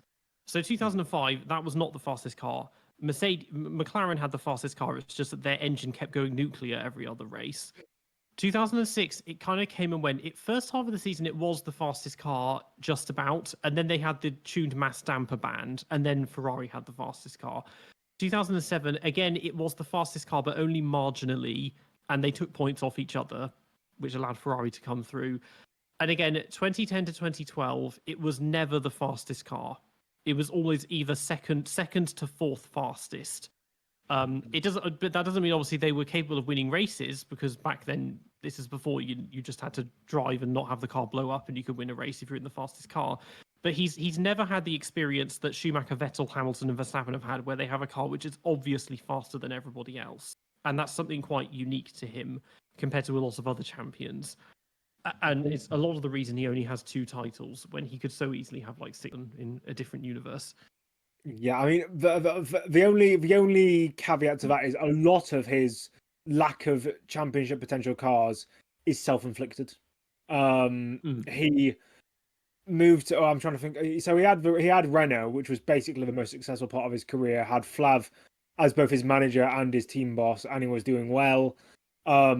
Moved to McLaren, that obviously went down, as well as a nice cup of sick, because Lewis was heavily favoured, and in general, people overrate Lewis's 2007 season so much because he had loads of testing beforehand that Alonso didn't, had so much more support that Alonso didn't, and still didn't, and still kind of came equal to him. 2008 and 9 Renault was obviously nowhere near the level that it was before. 2010 through 2013 Ferrari had potential, but classic Ferrari, just squandering opportunities. As I said, I mean, obviously the Red Bull, McLaren, and Ferrari in 2010 were. I'm not sure how close they were in terms of performance, but as you said, I'm gonna agree with you if you say that it wasn't ever the fastest car. And then ever since then, he's just kind of he went to McLaren, that was shit. He went to Alpine, that was shit. He's gone to Aston Martin, showed potential, and then it was shit. So yeah, a lot of his bad performances have been self-inflicted. Yeah, and the most Alonso thing he could do would be to announce that he's scrapped his contract and he's retiring, and then the next day Aston Martin sign Adrian Newey, and Stroll wins the championship next year. That'll be the most Alonso thing that's ever happened. But yeah, in terms of this race, a good, relatively quiet performance. But it's like, even though it's sad to say that 7th and 8th is a good race, where 3 of the front runners were basically out of it. So a race that should have been ninth, that should have been in a normal conditions would have been 9th and 10th or something. It just shows how far they've gone from this time, well, a little over a year ago. But then the next up behind them in 9th was Alex Albon of Williams. Williams have had an interesting past few races now. This week they were doing a fan zone thing in Piccadilly Circus in London. They were doing it last week. They were doing it. I nearly went to it on Wednesday because it's free entry and because they were having Q&As with the drivers and that. I didn't go in the end, even though it's only like I can be in central London from where I am in about 30 minutes. And I saw how crowded it was. And apparently you have to get there stupidly early. And I was thinking, oh, if I turn up 10 minutes before it starts, that'll be fine. Because it looked kind of empty on the live feed. But they, anyway, they've got, they've brought upgrades to their cars. Logan Sargeant now has the same spec car as Albon. And isn't it interesting that suddenly his performances have improved dramatically and the gap between them has dropped enormously? Last week for Sargeant, it was unfortunate that he got that damage early on in the race, but SQ2 beat Albon for the first time in qualifying. And then this time he made Q2, Albon made Q3. Silverstone again tends to be one of their stronger circuits. And in the race, it was good for both of them. He was running close to him. He fell behind a bit at the end, but Albon got 9th. Logan got 11th, which is his best result of the year. And he didn't spin or crash in a race with rain. I was thinking if anyone's going to spin and bring up some really annoying safety car red flag, it'd be Logan, but he didn't. And maybe it's having the same spec car, or maybe he's stepping up because he knows that they keep talking openly about trying to get rid of him. Williams' fortunes seem to be improving. Yeah, I think obviously James Vowles said at the start of his season that he was basically doing a hard reset. He was making everything. He was going full long term. He was resetting all the procedures. Like I think the race did a thing about how all of their like car parts were stored on an Excel document. Apparently, that was how they were storing car parts and like documenting car parts, and it was old and it was pretty much obsolete. Because, again, it's a Formula 1 team. You don't use an Excel document. You use that for nerdy statistical analysis of F1 races like me. But, yeah, it's just... I think now we're starting to see the benefits being reaped of James Vowles deciding, you know what, we're going to move forward from 2004. We're going to get into 2024, and we're going to start actually trying to do things the modern way. Because Williams has basically, I think he said that in terms of their facilities, Williams has basically been a time capsule for the last 20 years. And yeah, it's just, and now Logan is starting to put his foot down. This could start to get interesting because for the last, I'd say since this point last season even, people have been saying Logan needs to go, Logan needs to go, Logan needs to go. And if he starts performing towards the end of this year, they can't get rid of him.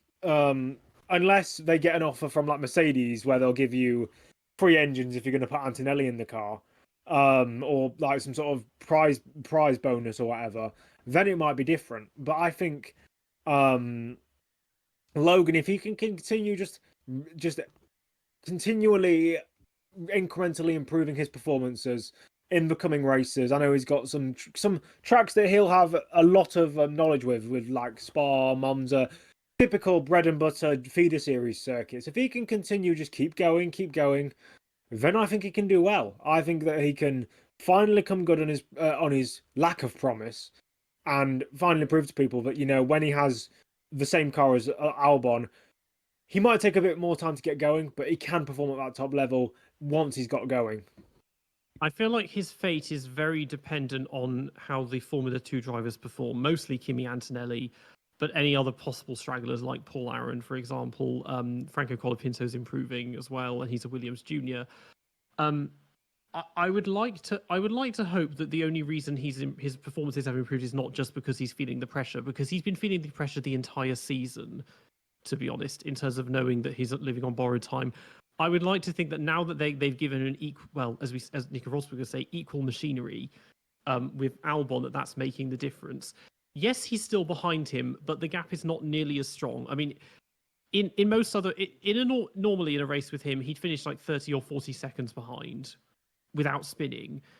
This time he was 20 seconds behind, but it was a race of changing conditions and all that. I didn't really pay attention to who was when was pitting much, because again we didn't see much in the coverage.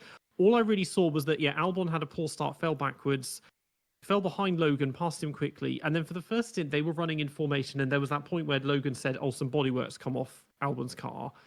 But then as the race went on, he fell backwards a bit more. He ended up almost getting caught by Kevin Magnussen. It seems that points just weren't quite on the cards for him, but he started 12th, he finished 11th, but that's including the downfalls of Leclerc and Russell. But by his standards, it was a good race. Yes. Yeah, he's not performing mediocre, he's just performing okay right now, and hopefully his performances can continue to like gradually improve through the rest of the season, at least for his sake. Because as much as I want Paul Aron to take that seat, maybe even Antonelli, I do think that Logan he will deserve it if he does finally start to put his foot down. So the reason he didn't get points, he was beaten by Yuki Tsunoda, who actually started behind him and got ahead of him. So if we look at RB, again, I saw effectively nothing of them in this race, other than Tsunoda has once again bodied Ricciardo. Ricciardo was battling a little bit in the first stint. He was having a small battle with Checo and Magnussen. It's not a fight It's not a fight any of them should be having. They shouldn't. None of those drivers should be fighting each other. Yeah, strategy. I don't know what happened, but Yuki, he obviously had a very good race. He got 10th place. He was 10 seconds behind Albon, 10 seconds in front of Logan. Ricciardo got lapped and he was 13th, so not a brilliant showing from him. And it fuels the discussions about, can we just get rid of Ricciardo? And because in the media, Helmut Marko seems to have somebody holding a microphone to his face constantly. But he's been saying, well, the board at Red Bull have been telling us, well, the point of this team is it's for juniors, it's not for fossils like Ricciardo, and he's underperforming. So it looks like it's leaning towards he'll be out and Lawson will be in next year or possibly this year. Yes, that's great.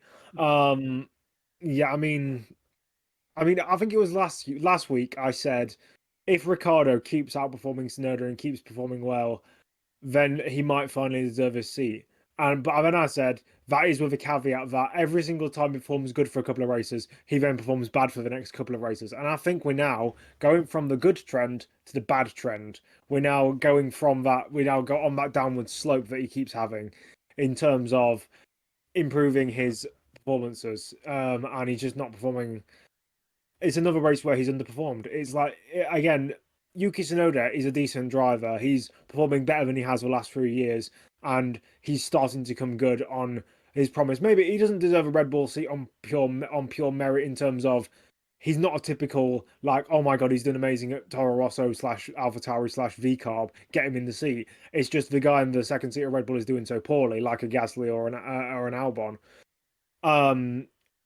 Ricciardo should be, given his accolades, absolutely destroying, but he's not.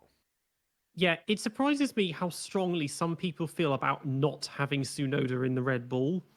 And for me, it's weird that they're so against that. And I'm just like, well, he's been with RB for 4 years now. That's the junior team. For the integrity of the Red Bull ladder and system, he should go in it. And also, why can't we just give it a go? For once, can we just put a Japanese driver in a good car and see if they do still keep crashing all the time, or if they can actually perform when you give them decent machinery or something? Yeah. I just for that person, it's like, why not just give it a go? We've done it before, like Albon and they sucked, Albon and Gasly, but they had their chance. Give it to Tsunoda. Let's see what he can do, because he can't make a career out of always being the junior. It's like being, even though he's not in F2 anymore, it's like being Roy Nissany, or I suppose Richard Verschoor. He's been in Formula 2 for forever, and he's turning that into his career. It's like, what is the point of it? Yeah. But I mean, the last Japanese driver we had in a properly good car was probably maybe Takuma Sato in 2004 with BAR. Yeah. And he wasn't really good. Then maybe before that, Satoru Nakajima, when Senna was winning races in that Lotus, he was nowhere. But yeah, I mean, it's just a case of, I mean, I don't think it's Japanese drivers, because Tsunoda isn't your typical Japanese driver of the 80s and 90s and 2000s where he's crashing out every 5 seconds and just being what they call a kamikaze. He's not a typical Japanese driver. Like, yes, he's a bit shouty on the radio, and yes, he's a bit angry. He's got little man syndrome. But at the end of it, I don't. Like, he's a very decent driver who's cut out his crashing since 2021, and yeah, I mean, I think anyone would do better than Pérez in that seat at the moment, bar Logan Sargeant and Nikita Mazepin. And even if he was to just perform, as I said, just perform, if Red Bull is now the second quickest car, if he was to just get 4th place every single race, even that would be an improvement on what Pérez is currently doing. It's just anything is better than Perez. I fear though that he would fall into a similar trap. Is that he's going to think, oh, I finally got my big break. This is my chance, and he's gonna do whatever. I mean, I remember now the beginning of the year when Checo was like, I'm fighting for the title this year. It's like, well, okay, well that now the you saying that has written the entire season off. The same thing happened with Bottas. He did that every year with Lewis, and he wrote the season off before it even began. Is that Yuki would go, okay, I'm in the front running team. I've made it. I'm against Max. I'm against the GOAT or the current GOAT. It's time to step up. And he's gonna spin. He's gonna crash. He's gonna get really angry. He won't ever crash into Max because he won't be fast enough to keep up with him. But he will. There'll be the odd podium, maybe a win. I would like that. Just see a Japanese driver win a race would be cool. It's just good for the Japanese. It's just the market. It's an important market to have.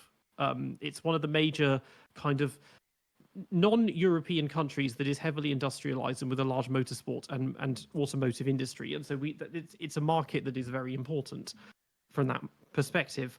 But I don't know. In an ideal world, he'd go up. Checo's gone forever.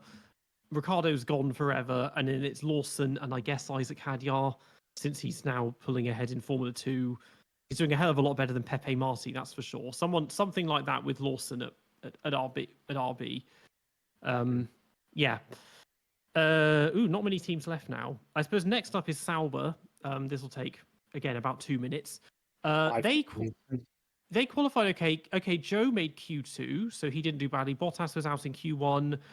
Joe started the race on soft, so he was one of the ones that quickly realised it was the soft suck. He was the first driver to pit in the race. He did on lap 12, and then a few laps later, he pitted for intermediates along with all the intermediate runners, and then had to pit again for intermediates with the rest of the grid, and then was miles behind because of that. And so he finished 18th. He finished last 2 laps down, beaten by Checo.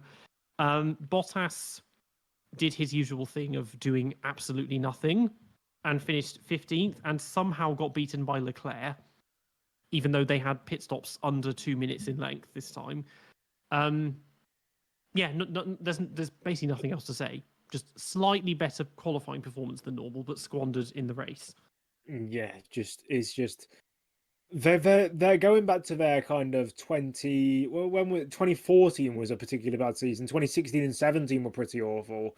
When Manisha Kaltenborn was running it and just giving Ericsson or giving the worst driver all of the equipment. But it's not like that now, I suppose, obviously. It just seems like they're giving no driver either equipment because there is no equipment. Yeah. But I don't know. Yeah, I don't know what to say other than, I would be getting quite nervous if I was Hülkenberg, unless he knows something that we don't know, because Andrea Seidel, of course, of McLaren, he's been in the background for the past year or so, trying to recruit drivers and engineers for this new Audi project. They've left it to him. Maybe that'll make something work, but I don't have any hopes really for them. Final team then would be Alpine. So again, kind of a train wreck of a race for them. Before the weekend began, Gasly was going to be starting last, starting at the back because he'd been given like a 50-place grid penalty for turning his car inside out. So of course he does 1 million laps in Q1, probably to give Ocon a tow, which clearly worked very well because Ocon was eliminated in Q1 as well. And then Gasly didn't even start the race. They pulled him into the pits at the end of the formation lap with some kind of problem.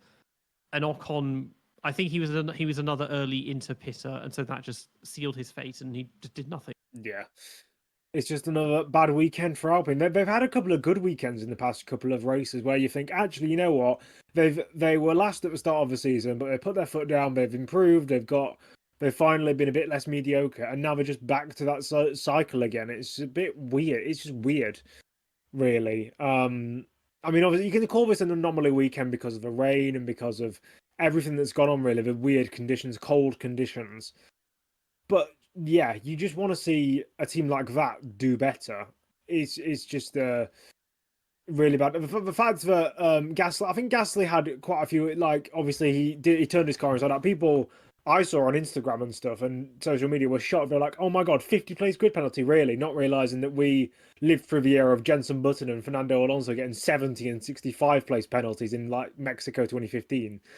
But yeah, it's just Alpine right now. they just they just seem to go back to their era of losing their heads and running around like headless chickens. Yeah, those enormous grid penalties for me they defeated the purpose. That if you're going to make grid penalties that comically large, they should carry over to the next race. Because it's like, oh, here's a 100 place grid penalty, but you're starting where you qualified anyway because your car sucks. Because I think I calculated that when they got those Belgian 2015, if they had actually had to take those after every race and it went and cumulatively, it would have taken nearly 2 years to write those penalties off because they were very rarely out of Q1, which would have been quite entertaining to see, I guess. But with this one, people are like, oh, he should be starting at like Vale or something rather than just at the back if it's a 50 place or Stowe or something. That's how they should do it. Mm-hmm. The main point of gossip I've seen is that Ocon is being linked to Haas next year for looking for somewhere to go. There were even rumors that they might get him out this year. And I'm just left thinking, how much do they hate Ocon that they want to get rid of him mid-season? It is curious that ever since Monaco, the pendulum has suddenly swung quite strongly in Gasly's favour as well. And this is just looking like, I don't want to sound like a Mercedes fan, but like sabotage rumours or something. I don't know, it's just that the fortunes have turned quite a lot. And it's just weird that Famine obviously just despises Ocon. I mean, it's ironic that the only guy who's won them a race, the guy who won their first race in 10 years and is their only Grand Prix winner in their current guise, is being booted out like he's some sort of outsider. It is very peculiar. Yeah, Faman has the same credibility to run a Formula One team that I do, to be honest. You don't go out and criticize your drivers in the way that he does. Like, I understand saying he's made a mistake or he's done this wrong when he didn't even do anything wrong in Monaco, but you don't go out and lambast him because that just creates inattention and rifts. Like you handle it internally and you go, you've done something wrong, sort it out. You don't go into the public and you don't go to the media because the media are ravenous and they will feed off of stuff like that and they'll make it 10 times worse. Yeah, they just need to sort out their operational stuff, sort out their car, sort out whoever they're going to put in the second seat. Probably, I mean, Jack Doohan doesn't really deserve it because he hasn't done anything this year. I mean, he's not in F2. He did okay when he was in F2, but he's overall not that special. Get someone in who's actually good. Try and get Sainz, but I don't think it would happen. Try and get someone else. I mean, I think Doohan, I think he might have got top 5 one season in F2, but apart from that, he was just air. I mean, for me, I want him in that seat from the perspective of the integrity of junior programs and driver development and stuff. Is that because every team seems to have this obsession with taking drivers that aren't part of their academies. And with him, he's been with Alpine now since 21. I think he's been doing he's done FP1 sessions since 22. So they've been quite active with that, and they keep praising his simulator work and blah blah blah. And it's just like, why would you tease having him for so long and then not give it to him? It's like somebody like Callum Ilott is probably the driver most set up for Formula One that never actually was in Formula One, because he was a junior driver for Red Bull, Sauber, and Ferrari. He did FP1 sessions. Well, he was meant to do them with Haas. He did them with Alfa Romeo. He was their reserve driver for ages. He nearly got the Haas seat in 21 until Humpty Dumpty came along, and then he was made a reserve driver for the duration of Miami in 22 because he happened to be in town for Alfa Romeo. And it's just like constantly like being teased with a seat and never getting one. And it's full. It could be a similar thing with Doohan. But I'm just it's weird that Farron he made such a thing out of Monaco, and it's like, let's be honest, he probably cost you 1 point at the most with that accident because Gasly finished 10th. Maybe 9th and 10th was the best you could do. I don't know. And at this point, Haas are now like 20 points ahead of them, so you're not really fighting them anymore. You should start looking more towards Williams because they're only 5 points behind. Yeah, it's just I don't know. I think is Famine French or is he Portuguese? With that name, Spanish? I'm guessing French. Yeah, I don't know why I was thinking, but I think one of the team principals, I think it's the ex Alfa Romeo team principal is Portuguese. I don't know why I thought of that, but yeah. he's just not. I don't think he's capable of running a Formula One team in a sensible manner. I don't. Did he come on board at the end of the start of this year? Did he replace Safnauer at the end of last year? Safnauer has been gone for a while. I think wasn't it midway through last year that Safnauer was dropped, or maybe the year before that, and they just went for months with just nobody running the team. I think it was midway through last year. He was made their like temporary team principal or acting one, and then it became official this year. Something like that. They're sort of cleaning things back, but they had a long period of like where the factory must have just been like a ghost town, and it's just Gasly and Ocon there, and nobody else or something. Yeah. But Doohan, his results, he's never won any titles. Runner-up in Asian F3 in 2019. He was, and again in 2020. His first year in Formula 3 was with HWA Race Lab, and he got no points and finished 26th. And then the following year, he went to Trident and finished runner-up to Dennis Hauger. And then first year in Formula 2 was 6th, and then last year he was 3rd. And then decided to quit it. So the results are just okay. These are the results which 10, 20 years ago would have been perfectly acceptable to get you a seat. But nowadays it seems like you'll only, well, I say you'll only get them if you win titles. The people that win the titles usually don't get them. Yeah. The standards have improved, have gone up in terms of what people expect from junior performances. I think it's also. I think it's just also the availability of seats. I think you've said in previous podcasts that it's just like the turnover of drivers back in the 80s and 90s was nuts. Like the amount of times you'd see a team get rid of a driver because they need a paid driver to come in, or they need someone to just come in and give them some money, was ludicrous, and the turnover was crazy. Now, like I think the first season we had, obviously I know 2008 Super Aguri did leave midway through, but it was the first season where everyone kept 2 drivers. The same driver pairing throughout the season, and now we've had that so many times since. It's countless times we've had that since. Yeah, I think of the current grid, I think Albon and Sargeant are the only drivers with no single-seater titles. I'm pretty certain everyone else has at least one. Max, but well, if you count Formula One, no junior titles. Max doesn't have any because he needed 1 year of it. Joe, I feel like he won Asian F3 1 year, or UAE Formula 3, something like that.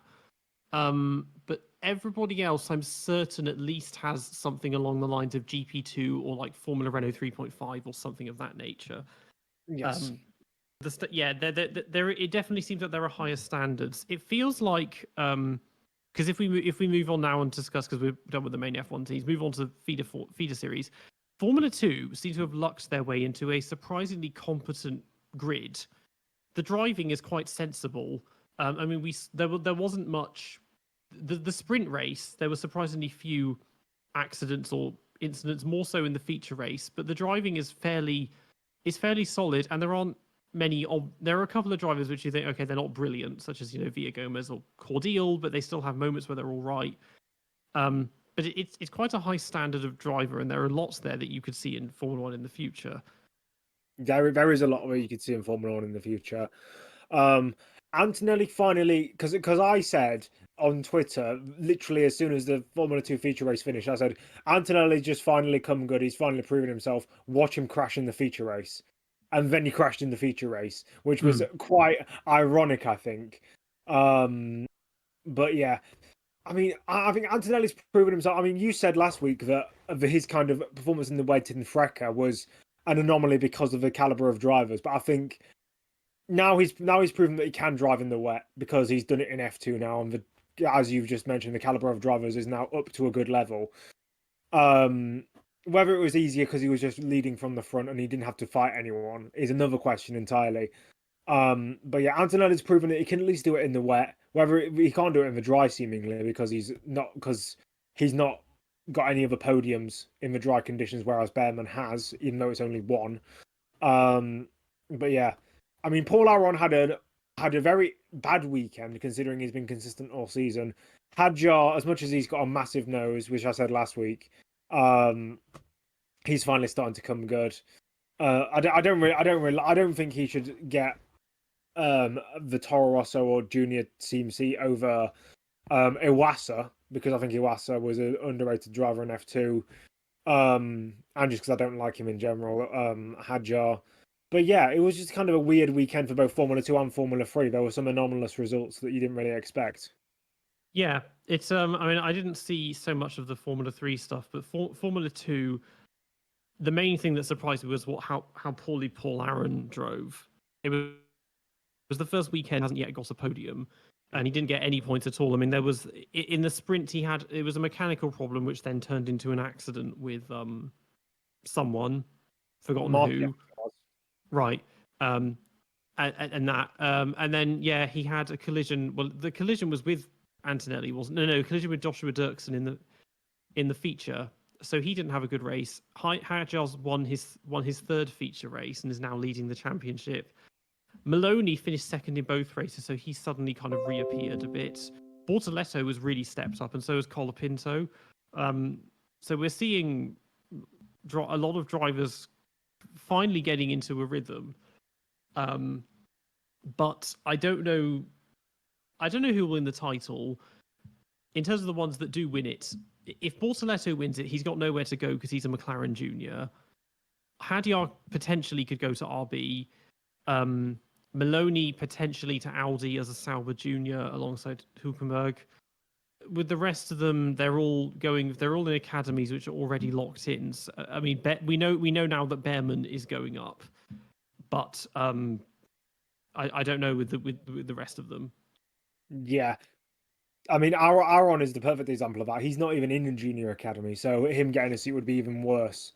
Or it could be even better because it means he's got more options available to him if he does, because he's got flexibility in that sense. But yeah, it's just whoever wins, there is a good chance that whoever wins this, again, it would be another season where the F2 champion doesn't get a Formula 1 seat. I'm trying to think. Who won it in 2022?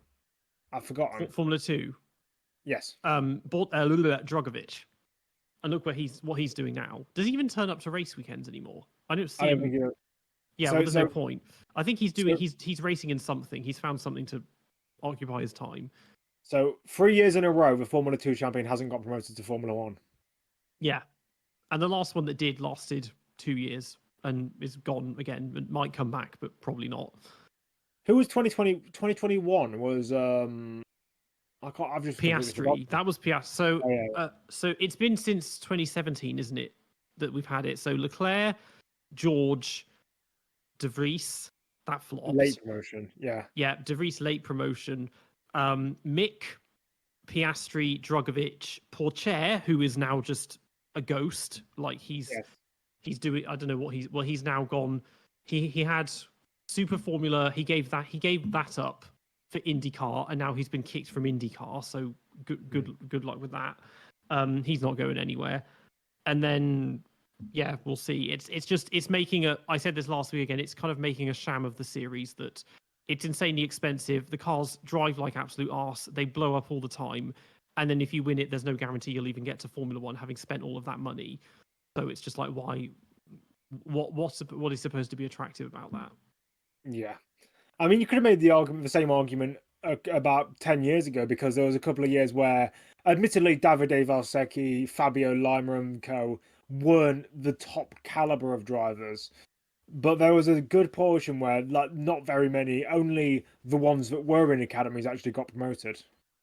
Yeah, I mean, they were winning around a time, that period, like 08 to 013, 14, was not really a brilliant period for GP2. I look at it as like, there were a lot of drivers there that just aren't that good. And the ones that did make Formula One just ended up in the midfield and then ended up in Formula E. Yeah. It just wasn't, The champions from 08 to 14, like you mentioned, were Pantano, who was shit. 09 was it Hülkenberg in 09? Hülkenberg in 09. Then it was Maldonado. Yeah, Degrassi was runner-up 3 times. It was Degrassi, Maldonado 2010, Grosjean 2011. Yes, Grosjean's junior career is outstanding. It's just his professional career that's not. 2012. Valsecchi, then Lima, then Palmer. Valsecchi, and then Valsecchi, and now he's just he's not even a commentator anymore for Sky Sports, is he? Sometimes I think he's come back. I heard him in the past few He races. does Monza, but I mostly know him because he commentates in the games for the Formula 2 races. Fabio Lima doesn't race anymore. He flopped like mad. 20. It was Palmer, Jolyon Palmer. Oh God! And then 2015, that was Gasly, and then 2016, no, Van Dorn, and then Gasly was 2016. Yeah. And then 2017 was Leclerc. Yeah. So it's kind of meh. And then you think before that, like, go Glock, Hamilton, and Rosberg was the first one. The first couple were quite good, and then it just, it came into mediocrity. it came and went a bit. But yeah, Formula 2, the caliber of driver is quite a good one this year, which is making the results desperately inconsistent because the driver second from bottom in the standings has a win. Like, that's how backwards this is. Taylor Barner, Roman Stanek, he's third from bottom and he has a win. It's crazy. Whereas, and then like Richard Verschoor, he scored four. He's ahead of them, having scored points 4 times. One driver that's really disappointed me is Ritomo Miata. I was curious about if he would just annihilate everyone because he has the double of winning Super GT and Super Formula in Japan, which are not feeder series; those are professional series. But his main complaint is that he doesn't know most of the circuits, but also the cars are useless, which I'm sure doesn't help. But they're supposed to be slower than Super Formula, I think, Formula 2 cars, aren't they? I mean, I'm not sure. I heard that he was complaining a couple of races ago on Twitter or something that apparently he wasn't getting the same engines that Aaron was. Yeah, again, that's definitely a thing. We've had this before. Jay Anderuvela did a similar thing. He complained, I think it was 21 or 20. He was complaining all year, oh, my engine shit, and then they gave him a new engine in the final 2 races and he won them. That's definitely a thing that happens. One thing that was very interesting, and this is something you never see in the English media, was that Tuukka Tuppinen, he wanted to congratulate Behrman on getting signed to Ferrari, and he linked a Finnish media article announcing he's going to F1, and it was something like he's moving to F1 despite finishing outside the points in the last like 4 races or something like that. And I was like, I don't know if he meant to. Maybe the Finns are just very, very honest people, or if he meant to, he hadn't read the article himself or whatever. Yeah. But that's the kind of honesty you just don't get in the British media or the Anglosphere, because like Famine, he was ripping into Ocon, but he was doing it to the French media, and I mean, God, the Argentine media are bloody psychopaths when it comes to Colapinto and Augustin Canapino and all of that. They did it with Esteban Tuero. I remember when I did research for an Esteban Tuero video a couple of months ago now. Apparently, the Argentine media are expecting him to get wins in a Minardi. He was calling out IndyCar, or he was ripping into Paul Chair on Twitter. Esteban, not Tuero, sorry. Norberto Fontana, after that incident in Detroit or whatever it was that caused Canapino to lose his seat for a week or permanently or whatever it is in IndyCar. It was 1 week. Yeah, and I called him out and I just quoted him. I was like, yeah, but you spent 3 years as a test driver for Sauber, and in your 3rd year they gave you a seat, and after 1 race they tried to find a replacement for you, and then you nearly cost Villeneuve the championship as well. Did you get a reply? You're going to try and get him on the podcast? I don't think he'll be on the pod anytime soon. Yeah. It's the same, like Crofty started following me a couple of weeks ago on X, so I just went through and subtly deleted all of my tweets, kind of having a go at him. But yeah. You should be a better commentator, man. I don't take any words back. People should just do better if they don't want a big shout out. I was thinking, is he about to DM me asking because they want me to appear on the Sky's pod or something? Like, because Matt Gallagher's done that a couple of times too. Yeah, Matt Gallagher's done it, and BBC News, and Aldas has done it. So has what's his face, Tomo. I was thinking maybe they're doing that with me because he wasn't following any other creators. I was like, why has he just singled me out? Odd. Maybe he was just following F1 things, and then you just popped up because you probably maybe it's a similar, like, because Frenson is following me, but not really. He doesn't even follow the official F1 account, but he follows me. It's a funny one. But anyway, yeah, Formula 2 has a good stand of drivers. I can't say the same for Formula 3, and this has always been one of my gripes with F3, is that 75% of the grid are just useless and shouldn't be there. And this year, I didn't see much of the races because they were on. I didn't pay. Well, I mean, the sprint race got postponed to the evening, and I ended up not paying much attention to it. The feature race was on too early for me to get up to watch it. Although I watched the highlights, and it seemed like it was the most sane Formula 3 race we've had. I watched it. It's just that Yeah, the top 5 drivers are all consistent and all scoring points a lot. I mean, Ollie Goethe, he's actually in 5th, but he scored points in every race except the sprint race this weekend. Beyond that, they're just useless. Like, some of them have periods of being okay, and then they just decide, I'm just going to not score any points for the next 5 races or something. Doing a Stefano Coletti. Yeah, it's one of those things. Like, Dino Beganovic is an interesting one in that he's had this period of a win and a run of 7 points finishes, then a podium, and then a bunch of races where he's just at the back. And he's this person who he's been in everyone's faces for forever now. He's been given this like WWE style push his whole junior career, and I can't really fathom why, because it's not been brilliant. He's older than Behrman by quite some. He's a year and a half older than Behrman, who's going to Formula One, and he's still stuck in Formula 3 as well. He's just been around for forever and just won't kind of go away. Yeah. I mean, obviously, he's not going to get to F1. I don't think. You could have made the case like because he stepped up to F2. I think it was at the start of last year, and I had a bit of hope for him. But he's just kind of He's just not really. I think he's only won like 1 or 2 races, and he's just not been outstanding. Like Luke Browning and stuff, he's been outstanding. I'm trying to think of other drivers. Gabriele Mini's doing well. Leonardo Fornaroli's doing decently. But yeah, like, when you've got people like Santiago Ramos getting pole positions and contending for race wins, you do need to sort of check yourself out. And the fact that Callum Voisin nearly won in Silverstone, that was a nightmare. I was surprised that because Voisin was suddenly he's got a podium. I think because I didn't watch it properly, because the wet conditions, they had a race where some were starting on wet and some on dry. One of the really astounding performances was Piotr Wisnicki, who's been last in basically every race this year, and then he went from last to 5th, and he gained in the final 5 minutes of the race, in the final like 2 laps, he gained about 10 positions or something, which is just absolutely mad. Yeah, but there are lots of people low down that have podiums that are miles off. Like, it's weird, like Mateusz Zagazeta, he got a podium in the sprint. That's his only points all year. He's someone who his face is everyone. I assumed he was one of the bigger drivers, and he's not been brilliant outside of that. And like Martinius Stenson, he was banned from this race because he'd raced here this year in a different series, which is a GB3. And I was like, that is such an odd reason to ban somebody. Like, I get why though. I understand that it means he has experience of the circuit. I was like, why does that matter? Mileage in a very similar car. Right. Okay. But it's like saying to Formula One, okay, nobody's racing at Silverstone because you've all raced on that track before. It's just one of those. It's just a. But it'd be like if they were to test there the week before and not be allowed to. That's why it was. It's a similar car, but it's not the same car. Though it's still a spec. A GB3 car is like a Formula 4 type deal, isn't it? Like I don't know. But yeah, he got excluded, and they brought James Wharton in, who is basically doing everything he can to ruin his junior career. He just crashes constantly. He's actually left the Ferrari Academy, but he was another one that was always present, but he just crashes non-stop. Yeah, but Stenshorn, he has a win and a second, and otherwise he's just running around near the back a lot of the time. Sophia Fleur, she had someone crash into her in both races this weekend. She's now the highest ranked driver with no points.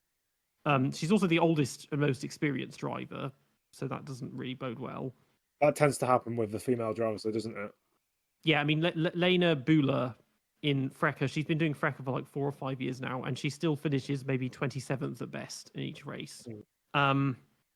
Yeah, I don't have much to say on the actual races themselves, but what happened. But Arvid Lindblad won both of them. He's made a massive push. I mean, there's 3 rounds left, and it's very close. Gabriele Mini is leading only by 6 points. Lindblad and then Luke Browning, they're all just behind. Those seem to be the 3 that are going to go for the title. Chances are all 3 of them will move up to F1 next year. But Mini, he's an Alpine junior. Lindblad is. Sorry? You said we're going to move to F1 next year. I hope you mean F2. F1, F2, yeah, sorry, not F1. That would be quite fun because I talked about last week. There is a universe where we could get up to 5 rookies next year. We have 1 so far. Why not 8? Yeah, Mini's Alpine Junior. Lindblad is Red Bull Junior. Yes, and then Luke is a Williams Junior. So they'll all move up to F2 next year more than likely. And Yeah, well, those are three very congested junior academies to be part of, unfortunately. But yeah, okay, so I think we need to, because I don't think we did it last week, or maybe we did. We need to do the tops and the flops, our top three and our bottom three from the race. So yeah, who's your top three from the race? From the F1 race, I'd say I'd probably go in pure performance. I'd go Piastri first. I'd probably go. I'll say Max second and Lewis third. I'm going to say my best driver is Piastri. Yeah. Hülkenberg. Oh, I forgot about Hülkenberg. Shit. Yeah. I think Max making lemonade from lemons. Maybe there's my top three, but it's a difficult one. I'll replace Hülkenberg with Hamilton. I'll replace Hamilton with Hülkenberg. I forgot about him completely. Okay, yeah. Flops. The big flops. Okay, well for me, Lando is the biggest flop. Yeah. I'll call out Leclerc for just not for making the mistake of listening to his team. Sergio, I'd say as well. And Sergio. I mean, Sergio, that's a given at every race this year. Yeah. I think. Yeah. So same for you as well then. I'd say. So you said Leclerc. You said Norris. I said Norris, Leclerc, and Checo. I'd probably put Ricciardo in there instead of Norris. Yeah, Ricciardo and Checo, they can be like the defaults that would fill two places. Not an option. You just get to pick one other one. Yeah. But yeah, it means this triple header. Well, I'm assuming there are more triple headers later on. Has come to an end. 2 weeks till Hungary. Yeah. Very, yeah. Overall, another very good race and very entertaining. And what it's just now things are more encouraging because I was very concerned at the beginning of the season about it not being brilliant and people just tuning out and not watching, and then that affecting YouTube viewership as well. But now it's getting good again, and people are really engaged with Formula One again. Yeah. Hopefully that means I can finally get more subscribers. Same with me too, because it's been a bit slow recently. But yeah. You've been listening to the DRS Train podcast. We're on YouTube and Spotify, and you can find us on Instagram and X at the DRS Train podcast. Make sure to tune in for our next episode. Stay safe, and we'll see you all next time. Bye.